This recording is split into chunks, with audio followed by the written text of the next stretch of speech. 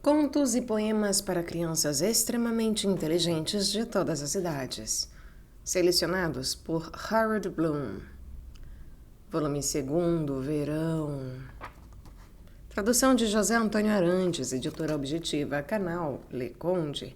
Caros ouvintes, caso gostem do que aqui será lido, por favor, adquiram um livro. E caso gostem do meu trabalho, venham auxiliá-lo. E se é possível, via Pix, apoia seu vaquinha, centavos serão muito bem-vindos. Obrigada a todos que algum dia já ajudaram de alguma maneira. Vocês fazem muitíssima diferença. E também é possível auxiliar comprando livros que chegaram até mim pela lista de desejos da Amazon ou ainda pelo botão Seja Membro. Tornando-se membro, você também pagará uma mensalidade que pode ser cancelada a qualquer momento, começando a R$ 1,99 ao mês. Claro, caso isto, o meu trabalho valha e você possa, deva e queira. Muito obrigada pela presença. Seguimos com Mark Twain, 1835 a 1910. Mark Twain é o nome que o norte-americano Samuel Langhorne Clemens adotou como escritor e jornalista. Twain nasceu no estado de Missouri, no centro dos Estados Unidos. Órfão aos 12 anos, deixou de estudar para manter o próprio sustento. Viajando por várias cidades e estados, trabalhou como tipógrafo, pilotou navios no rio Mississippi, foi garimpeiro em Minas de Prata e começou a trabalhar como repórter quando estourou a Guerra Civil, de 1861 a 1965. Depois de viajar a trabalho por países da Europa e do Mediterrâneo, casou-se com Olivia Langdon, filha de um magnata do carvão, e fundou sua própria editora, que o levou à falência em 1894. Twain escreveu contos e romances que, com humor, ironia e às vezes pessimismo, retratam sobretudo pessoas simples e ingênuas. Entre os livros mais importantes estão As Aventuras de Tom Sawyer, 1876, e As Aventuras de Huckleberry Finn, de 1884, inspirados em episódios da sua própria juventude. Jornalismo no Tennessee. O editor do Avalanche da cidade de Memphis critica desta maneira com veemência o correspondente que o denunciou como um radical. Enquanto escrevia a primeira palavra, o meio, pondo os pingos nos is, sendo meticuloso e desferindo os pontos finais, ele sabia que estava armando uma frase saturada de infância e que transpirava falsidade. Informe. O médico me disse que um clima sulino melhoraria a minha saúde. Por isso fui para o estado do Tennessee, onde arrumei um emprego no Morning Glory and Johnson County War Whoop, como editor assistente. Quando me apresentei para trabalhar, encontrei o editor-chefe sentado numa cadeira de 3 pernas, inclinado para trás e com os pés em cima de uma escrivaninha de pinho. Na sala havia uma outra escrivaninha de pinho e ainda outra cadeira quebrada, ambas parcialmente cobertas por jornais, recortes e folhas de manuscrito. Havia uma caixa de madeira com areia, pontas de charuto espetadas e uma estufa cuja porta era sustentada apenas pela dobradiça superior. O editor-chefe vestia uma sobrecasaca preta de abas compridas e calças de linho branco.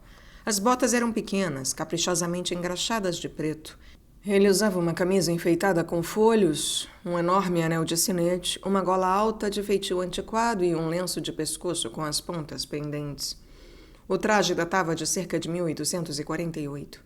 Ele fumava um charuto, procurava pensar numa palavra e, ao coçar a cabeça, desalinhara bastante a cabeleira. Como franzia intensamente as sobrancelhas, concluí que estava concebendo um editorial particularmente difícil. Pediu-me que pegasse os informes, passasse os olhos neles e escrevesse o espírito da imprensa no Tennessee, condensando no artigo todo o conteúdo deles que parecesse interessar. Escrevi o seguinte: o espírito da imprensa no Tennessee. Os editores do Terremoto Bissemanal obviamente estão equivocados quanto à ferrovia de Bailey-Hack. Não é o propósito da companhia deixar de lado Buzzardville. Ao contrário, considera-a um dos pontos mais importantes ao longo da linha e, por conseguinte, não tem desejo algum de negligenciá-la. Os cavalheiros do terremoto terão, claro, o prazer de fazer a correção. O Sr. John W. Blossom, o competente editor de Raio e Brabo de Guerra da Liberdade, de Hingsville, chegou à cidade ontem. Hospeda-se na casa de Van Buren. Observamos que o nosso companheiro de berro matutino de Mud Springs cometeu o erro de supor que a eleição de Van Werther não é um fato comprovado, mas sem dúvida irá se dar conta do erro antes de tomar conhecimento deste lembrete. Indiscutivelmente deixou-se iludir pelos resultados incompletos da eleição. É bom saber que a cidade de Blathersville está se empenhando para contratar uns cavalheiros de Nova York para pavimentar suas ruas quase intransitáveis com o calçamento de Nicholson. O Urra Diário recomenda a medida com ênfase e parece confiante no êxito final. Entreguei o manuscrito ao editor-chefe para aprovação. Alteração ou destruição? Ele deu uma olhada e fechou a cara. Correu os olhos nas páginas e sua expressão se tornou portentosa. Era fácil ver que algo estava errado. Dali a pouco levantou-se de chofre e disse: "Raios me partam! Acha que vou falar com essa corra já desse jeito? Acha que os meus assinantes vão suportar este mingau? Me passe a caneta." Nunca vi uma caneta raspar e rabiscar tão perversamente ou rasurar tão implacavelmente os verbos e os adjetivos de um outro homem. No meio dessa atividade, alguém disparou um tiro contra ele pela janela aberta, prejudicando a simetria dos meus ouvidos. "Ah!" exclamou ele. "É o canalha do Smith, do vulcão moral, que era para ter vindo ontem." E, sacando da cinta um revólver da marinha, disparou. Smith caiu atingido na coxa. O tiro atrapalhou a mira de Smith, que tentou uma segunda vez e estropiou um estranho, que era eu. Só um dedo arrancado. O editor-chefe continuou, então, com as emendas e os realinhamentos. Assim que os concluiu, uma granada de mão rolou pela boca da chaminé da estufa, e a explosão fez a estufa em milhares de pedaços. No entanto, não causou outros estragos, afora o fato de um fragmento perdido ter arrancado 2 dentes meus. "A estufa foi totalmente destruída", disse o editor-chefe. Retruquei que achava que sim. Mas não importa. Ela não tem utilidade neste tipo de clima. Conheço o homem que fez isso. Vou apanhá-lo. Bom, é assim que se deve escrever este tipo de coisa." Peguei o manuscrito. Estava cheio de rasuras e realinhamentos a ponto de seu autor não o reconhecer. Agora dizia o seguinte: o espírito da imprensa no Tennessee. Os mentirosos inveterados do terremoto bissemanal estão obviamente empenhando-se para impingir a pessoas nobres e cavalheirescas outras de suas vis e brutais hipocrisias com relação a esta mais gloriosa concepção do século XIX, a ferrovia de Bailey-Hack. A ideia de que Buzzardville seja posta de lado se originou em seu próprio cérebro ofensivo, ou melhor dizendo, nos sedimentos que eles veem como cérebro. É melhor que moderem esta mentira, se desejarem evitar que as abandonadas carcaças de répteis sejam fustigadas com o chicote que tanto merecem. Aquele asno Blossom do Raio e Brado de Guerra da Liberdade, em Hingsville, está aqui de volta, às custas de Van Buren. Observamos que o estúpido patife de berro matutino de Mud Springs está anunciando com a habitual tendência a mentir que Van Werther não foi eleito. A divina missão do jornalismo é difundir a verdade, erradicar o erro, educar, refinar e exaltar o tom da moral e dos costumes públicos, tornar todos os homens mais gentis, mais virtuosos, mais generosos e, em todos os modos, melhores, mais puros e mais felizes. No entanto, este perverso salafrário degrada insistentemente seu grande ofício com a difusão da falsidade, da calúnia, do vitupério e da vulgaridade. Blathersville quer um calçamento de Nicholson. Quer é mais uma cadeia e um asilo de indigentes. Ora, a ideia de um calçamento numa cidade insignificante, composta de 2 fábricas de gin, de uma ferrovia e dessa mostarda ressecada que é o jornal Urra Diário. O inseto rastejante Buckner, que edita o Urra, vai alardeando seu negócio com a imbecilidade que lhe é habitual, imaginando que diz coisa com coisa. Bem, é assim que se deve escrever, apimentado e objetivo. O jornalismo aguado me dá enjoo. Nesse momento, um tijolo voou janela dentro, espatifando-a num estrondo e esbarrando nas minhas costas. Desviei-me a tempo. Comecei a perceber que estava no caminho. O chefe disse: "Foi o coronel, provavelmente. Eu o esperava 2 dias atrás. Vai entrar aqui daqui a pouco." Tinha razão. O coronel apareceu à porta dali a pouco, com um revólver de cavalaria na mão. Disse: "Senhor, tenho eu a honra de estar me dirigindo ao covarde que edita este jornaleco?" "Tem sim. Sente, por favor. Cuidado com a cadeira, porque falta uma perna." "Acredito eu ter a honra de estar me dirigindo ao corrupto mentiroso, o coronel Blatherskite Tecumseh."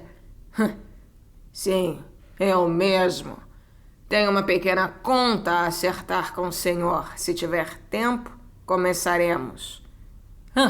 "Tenho de terminar um artigo sobre o progresso animador do desenvolvimento moral e intelectual da América do Norte. Mas não há pressa. Comece." As 2 pistolas soaram um furioso clamor ao mesmo tempo. O chefe perdeu uma mecha de cabelo e a bala do coronel encerrou o trajeto na parte carnosa da minha coxa. O ombro esquerdo do coronel sofreu um leve arranhão. Dispararam novamente. Desta vez, os 2 não se acertaram, mas recebi a minha cota, um tiro no braço.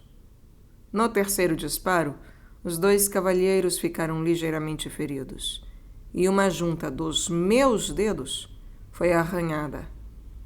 Então eu disse que seria melhor eu sair e dar uma volta, porque se tratava de um assunto particular e seria difícil para mim participar mais dele.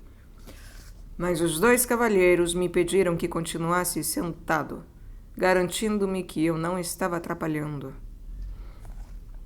Em seguida, os 2 conversaram sobre as eleições e as colheitas, enquanto recarregavam as armas, e eu começava a cuidar dos meus ferimentos. Dali a pouco, porém, tornaram a abrir fogo todo animados, e cada disparo teve efeito. Mas é correto observar que 5 dos 6 disparos foram minha cota. O 6º feriu mortalmente o coronel, que comentou com um humor aguçado que agora deveria dizer bom dia, pois tinha negócios a tratar na parte alta da cidade. Perguntou onde ficava o agente funerário e foi embora. O chefe se virou para mim e disse: "Vem gente para o jantar, e preciso me preparar. Você me faria o favor se cuidasse das revisões e atendesse os clientes." Hesitei um pouco diante da ideia de atender os clientes, mas me sentia muito desnorteado com a fuzilaria que ainda ecoava nos meus ouvidos para poder dizer alguma coisa. Ele continuou: "Jones vai estar aqui às 3 horas. Dê-lhe umas boas chicotadas, hein? Gillespie vai vir antes. Jogue-o pela janela. Ferguson deverá chegar por volta das 4. Mate-o. Acho que por hoje é só. Se lhe sobrar tempo, escreva um artigo ácido sobre a política. Ridicularize o inspetor-chefe. Os chicotes estão embaixo da escrivaninha, os revólveres na gaveta, a munição naquele canto. Com pressas e ataduras ali nos escaninhos. Em caso de acidente, vai ao Lancet, o cirurgião no térreo. Ele anuncia: nosso negócio é tratar. E ele partiu. Eu me arrepiei.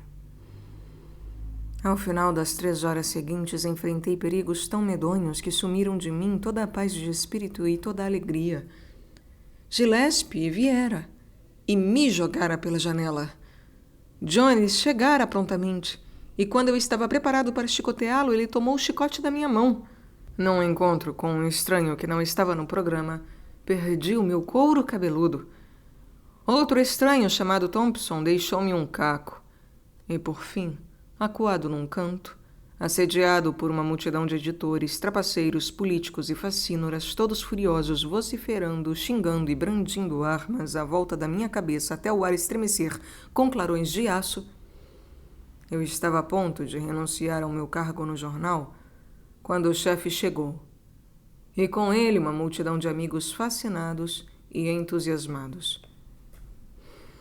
Seguiu-se então uma cena de tumulto e carnificina que nenhuma caneta humana ou mesmo de aço conseguiria descrever. Pessoas foram alvejadas, perfuradas, desmembradas, explodidas, jogadas pela janela. Houve um breve furacão de tenebrosa blasfêmia, com o vislumbre de uma confusa e desvairada dança de guerra. E depois, tudo terminou. Em 5 minutos reinou o silêncio. E o chefe e eu, ensanguentados, ali ficamos, fazendo o levantamento da ruína sangrenta esparramada no chão à nossa volta. Ele disse: vai gostar desse lugar depois que se acostumar com ele. Eu disse: devo pedir que me desculpe. Acho que talvez eu tenha de escrever por mais um tempo de um jeito que lhe agrade. Assim que ganhar alguma prática e aprender a linguagem, terei segurança. Mas, para falar a verdade, esse tipo de energia, de expressão, tem lá seus inconvenientes. E um homem está sujeito a interrupções. Você mesmo sabe disso. Uma escrita vigorosa está destinada a elevar o público, sem dúvida. Mas acontece que não gosto de chamar tanta atenção assim. Não consigo escrever com satisfação quando sou interrompido tantas vezes como fui hoje. Gosto bastante deste cargo, mas não gosto de ter de ficar aqui sozinho à espera dos clientes. Os acontecimentos são novos, reconheço, e divertidos também, de certa maneira, mas não são distribuídos criteriosamente. Um cavalheiro atira contra você pela janela e me estropia. Uma granada entra pela chaminé da estufa para o seu agrado e lança a porta da estufa contra a minha garganta. Um amigo aparece para trocar elogios com você e me cobre de buracos de bala, de modo que a minha pele não pode conter meus princípios. Você vai a um jantar e Jones aparece com o chicote dele. Gillespie me atira pela janela. Thompson esfrangalha a minha roupa e um estranho total arranca o meu couro cabeludo com a tranquila liberdade de um velho conhecido. E em menos de 5 minutos, todos os patifes do país chegam com as caras pintadas para um ritual de guerra e me apavoram com machadinhas. Levando tudo em conta, nunca tive um momento tão animado em toda a minha vida como tive hoje. Não. Gosto de você. E gosto do seu jeito calmo e sereno de explicar as coisas aos clientes. Mas veja, eu não estou acostumado a isso. O sangue sulino é impulsivo demais. A hospitalidade sulina é generosa demais com o forasteiro. Os parágrafos que escrevi hoje, cujas frases frias sua mão magistral impregnou do fervoroso espírito do jornalismo no Tennessee, irão mexer em outras casas de maribundo. E aquela multidão toda de editores virá. E eles virão famintos também, querendo devorar alguém no café da manhã. Eu devo lhe dizer adeus. Eu me recuso a estar presente nestas festividades. Vim ao sul para cuidar da minha saúde. Vou voltar com a mesma missão. E de repente, o jornalismo no Tennessee é agitado demais para mim. Após o que nos despedimos com mútua tristeza e me internei no hospital. Lewis Carroll. Um poema. A Canção do Jardineiro. Pensou que viu um elefante se adestrar com um talher. Olhou de novo e notou que era uma carta da mulher. Finalmente compreendo, disse, que a vida não é de colher. Pensou que viu um boitatá, pé ante pé com perícia. Olhou de novo e notou que era a cunhada da Patrícia. Ou saia desta casa, disse, ou vou chamar a polícia.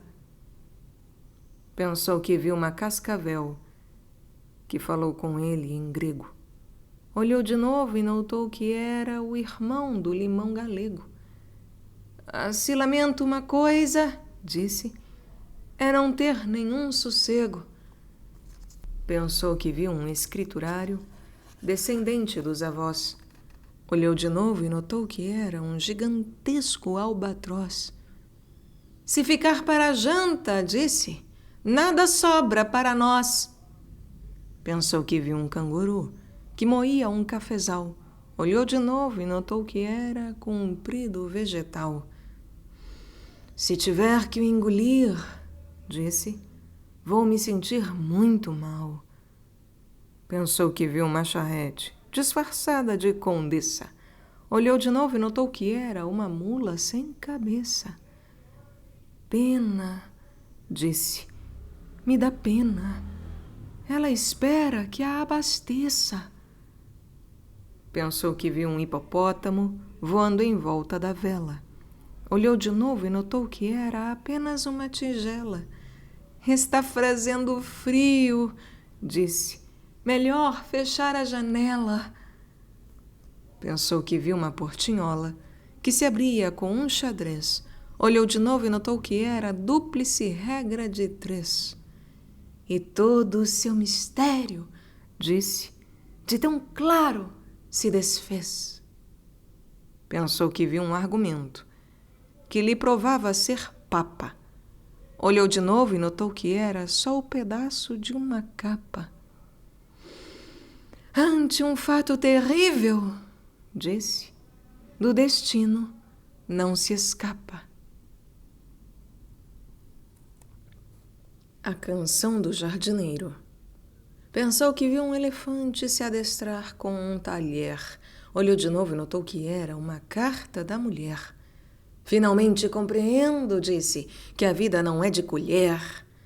Pensou que viu um boitatá, pé ante pé com perícia. Olhou de novo e notou que era a cunhada da Patrícia. Ou saia desta casa, disse, ou vou chamar a polícia. Pensou que viu uma cascavel que falou com ele em grego. Olhou de novo e notou que era o irmão do limão galego. Se lamento uma coisa, disse, é não ter nenhum sossego. Pensou que viu um escriturário descendente dos avós. Olhou de novo e notou que era um gigantesco albatroz. Se ficar para a janta, disse, nada sobra para nós. Pensou que viu um canguru que moía um cafezal. Olhou de novo e notou que era comprido vegetal. Se tiver que engolir, disse, vou me sentir muito mal. Pensou que viu uma charrete disfarçada de condessa. Olhou de novo e notou que era uma mula sem cabeça. Pena, disse, me dá pena. Ela espera que a abasteça. Pensou que viu um hipopótamo voando em volta da vela. Olhou de novo e notou que era apenas uma tigela. Está fazendo frio, disse. Melhor fechar a janela. Pensou que viu uma portinhola que se abria com um xadrez. Olhou de novo e notou que era a dúplice regra de 3. E todo o seu mistério, disse, de tão claro se desfez. Pensou que viu um argumento que lhe provava ser papa. Olhou de novo e notou que era só o pedaço de uma capa. ante um fato terrível, disse, do destino não se escapa.